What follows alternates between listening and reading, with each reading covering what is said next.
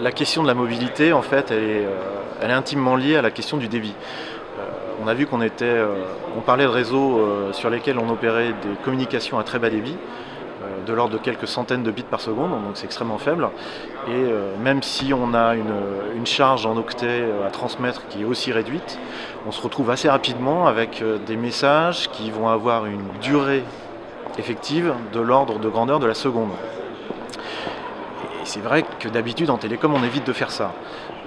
Pour une raison très simple, on préfère fragmenter les messages plutôt sur des durées de la milliseconde ou de la dizaine de millisecondes, de façon à pouvoir tolérer des déplacements et des réestimations successives de canal au fur et à mesure des émissions des messages.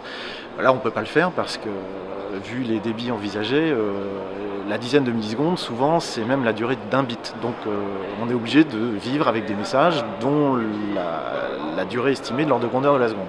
Alors ce qui va se passer en mobilité, c'est que la mobilité dans l'espace, il n'y a aucun souci. Si on est effectivement en race campagne, si on est en avion, si on est en liaison directe avec les infrastructures réseau, ça se passe en général très très bien, quel que soit le mouvement, quelle que soit la vitesse. Après, il y a peut-être des fois plus ou moins des effets de Doppler, mais en général, il faut quand même attaquer des accélérations de l'ordre du G, donc on est quand même sur nos déplacements terrestres habituels, on est quand même assez à l'abri de problèmes de cet ordre-là. Et la question de la mobilité, elle va surtout se traduire dans les zones dans lesquelles on va être soumis au multitrajet d'ondes. C'est-à-dire qu'un objet qui va envoyer un message vers une infrastructure, il ne va pas être en visée directe, donc on imagine que l'onde va rebondir sur des murs, traverser des rues, peut-être traverser des immeubles, elle va arriver en désordre, fragmentée à différents moments au récepteur. Et si moi je me déplace, pendant mon déplacement, je passe devant une rue ou je tourne le coin d'une rue, le début du message il est émis avec un certain trajet d'onde et la fin de la deuxième moitié du message va être reçue avec un trajet d'onde différent.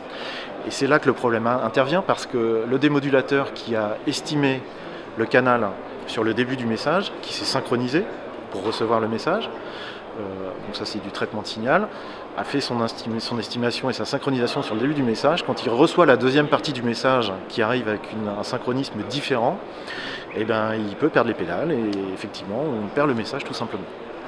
Donc la question de la mobilité aujourd'hui, elle est, je pense, intimement liée au bas débit. Le bas débit étant lui-même intimement lié au fait qu'on veut des cellules qui soient vastes pour que les infrastructures, le coût de déploiement des infrastructures soit modéré, que ces opérateurs puissent exister. Donc aujourd'hui, on va dire que c'est un problème avec lequel on doit vivre, c'est un problème qui va s'améliorer. Parce qu'avec la densification des réseaux, on va pouvoir augmenter les débits, on va pouvoir raccourcir la durée des messages et on va s'affranchir de ces problèmes au fur et à mesure. Donc c'est temporaire, je dirais.